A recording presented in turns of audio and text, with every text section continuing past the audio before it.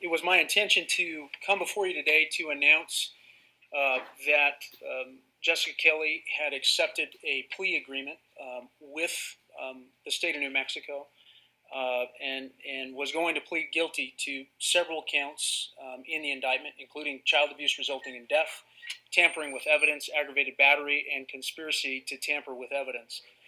She would have been subject to 49 and a half years of incarceration and accepted responsibility for her role in this crime. She also would have been available to testify in the upcoming trial involving Fabian Gonzalez and would continue to assist in the law enforcement effort to identify the unknown male who was identified or was indicted in June of this year. Unfortunately, and I think somewhat surprisingly, the district court has chosen to reject the plea agreement, specifically rejecting the child abuse resulting in death.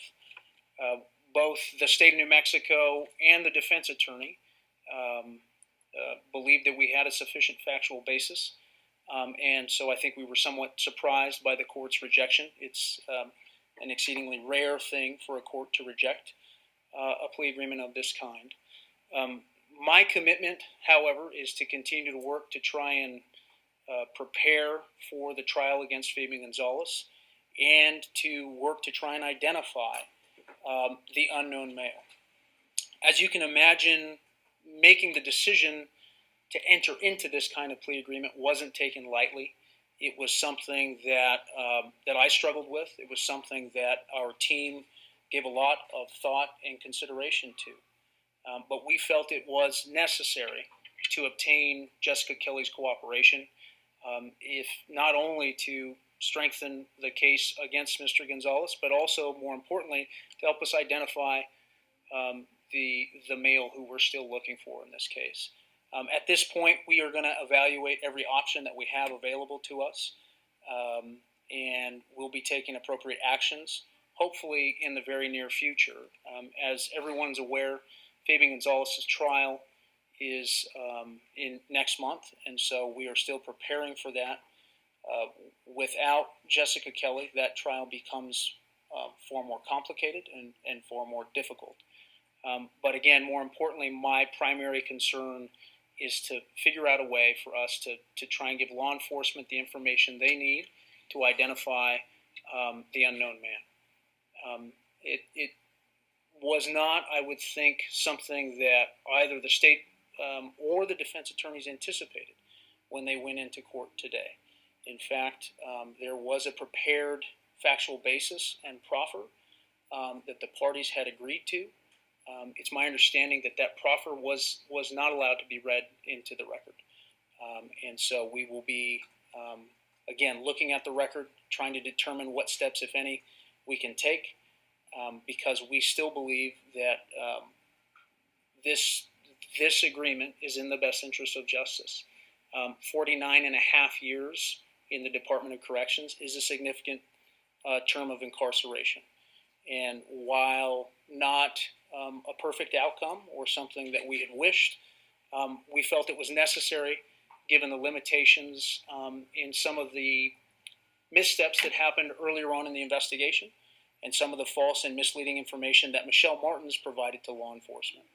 And so it was our intention to secure the cooperation of Jessica Kelley and use that to hopefully identify who this individual is.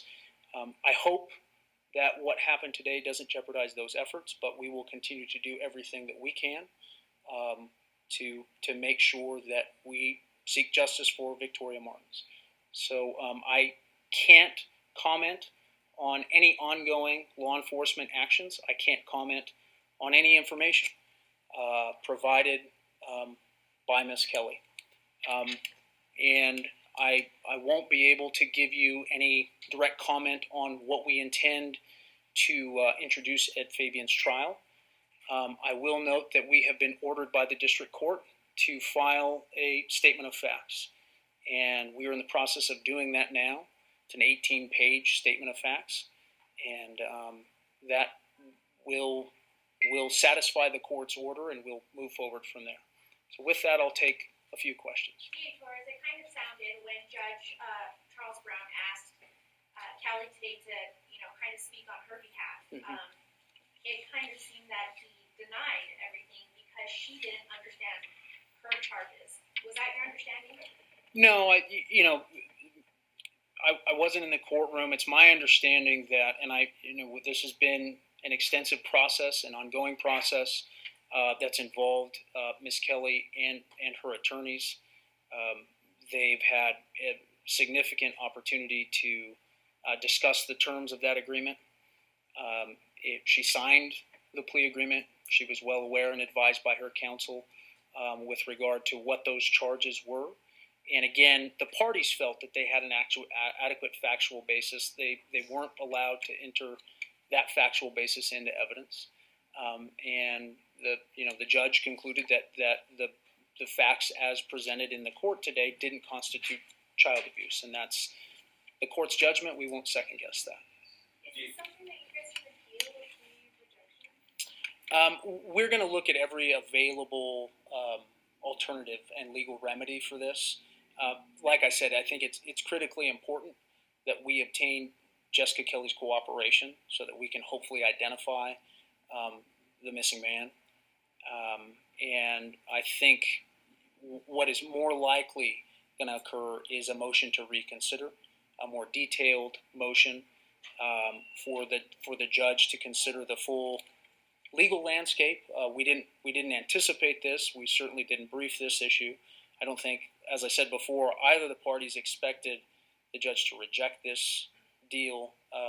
Again, I have seen some plea agreements be rejected because the proposed sentence is, far disproportionate one way or the other. We felt that 49 and a half years was, while not everything that we had hoped to obtain when Ms. Kelley was first indicted, was something that was a good balance in terms of securing her cooperation and also holding her accountable for what she did. Torres, moving forward, how does that cooperation, if it's not obtained by the prosecutors, change this case with Fabian involved and Jessica Kelley if it does go to trial? Well, I mean, I can't speculate right now on what will be admitted into the trial. It's highly dependent on whether or not Jessica Kelley is available, and I don't know at this point if she'll be available to testify.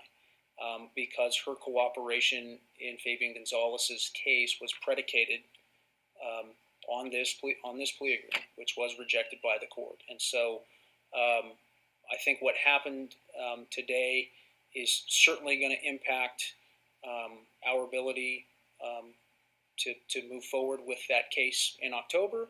But more importantly, and I think from my perspective, the thing that's I'm most focused on and interested in is trying to identify and eventually prosecute the other individual that we've yet to identify. And securing this plea agreement was a critical first step in doing that. Is it fair to say that this proposed plea agreement would actually help you identify that fourth individual?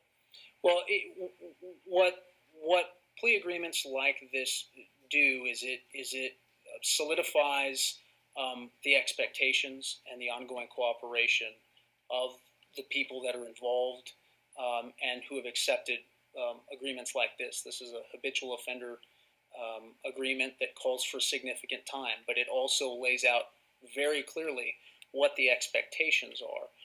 Without that agreement in place, we don't know what kind of impact that's going to have on future trials, on future investigations, and the like. Torres, it seemed like a lot of Callie's testimony today or reference focused a lot on Fabian Gonzalez and his prior whereabouts and maybe what he was dealing with in the past. Is he now the sole focus of this investigation? I can't, given the fact that Fabian Gonzalez is pending trial in October, I can't focus or really comment on anything that may arise at trial. He remains charged with child abuse. He remains charged and is expected to go to trial in October. And it's unclear at this point now whether or not Jessica Kelley will be available to testify as a witness as a consequence of what happened today. All right, guys, thank you very much. Thanks, guys.